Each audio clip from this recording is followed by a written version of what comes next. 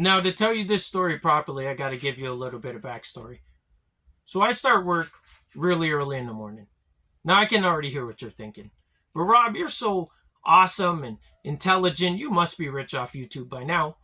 And although I am awesome and intelligent and all these fantastical things that you people may think of me, they still make me work. So you know that time where you're dreaming of peeing the bed and you wake up and you're actually peeing the bed? That's around the time. So this particular morning, me and my buddy, we're going to meet up and have a coffee, right? He's in his vehicle, I'm in mine. And he leans over and he's like, "Hey, Roberto Carlos, let's race."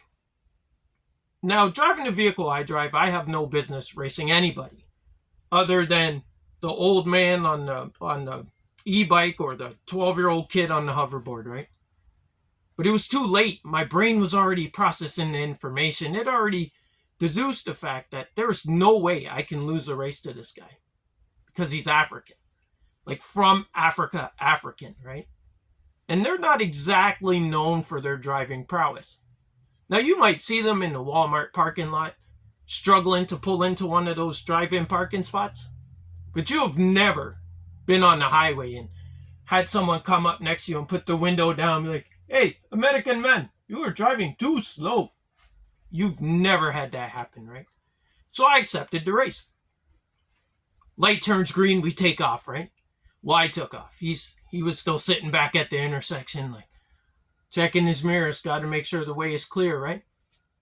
Hands at 10 and 2, safety first. I'm already gone. So I'm coming up on the next light. I check my rear view just to make sure victory's in the bag, right?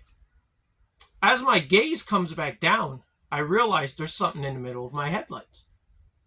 So I swerve to the left, and as I go around it, I look and I see it's Batman. Like the real life Batman, right?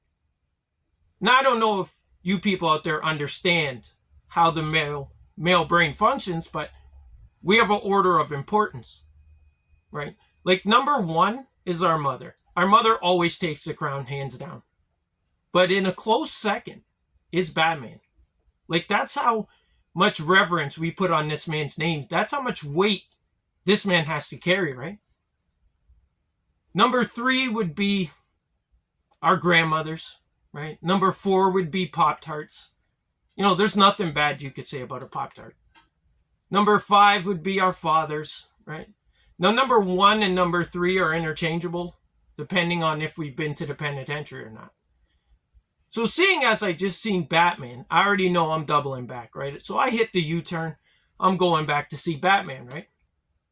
So I pass driving Miss Daisy there, Mr. Safety First there.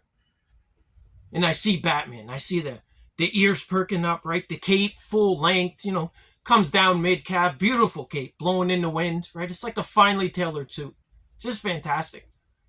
So I come up behind him. I hit the horn, right? Pop up. I give him the double tap so he can gauge my excitement level, right? But this man is so focused. He's so focused on his bat business. He doesn't even flinch. He's just completely tuned out of the outside world, right?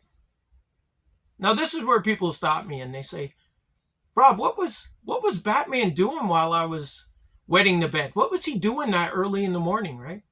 Was he out foiling a bank robbery? Was he stopping a child abduction of some kind? Like, what was he doing?" He was pushing a shopping cart up Howard Avenue. And it was full of paint cans and wooden pallets. As I watched him disappear off into the night, and, not technically into the night, but into one of those cheap motels off Howard there, I realized he didn't have any shoes on. I understand the economy's bad, blah, blah, blah, blah, blah, inflation. But this man is a crime-fighting vigilante. Like, as a community, can we get him some shoes? Please? God bless.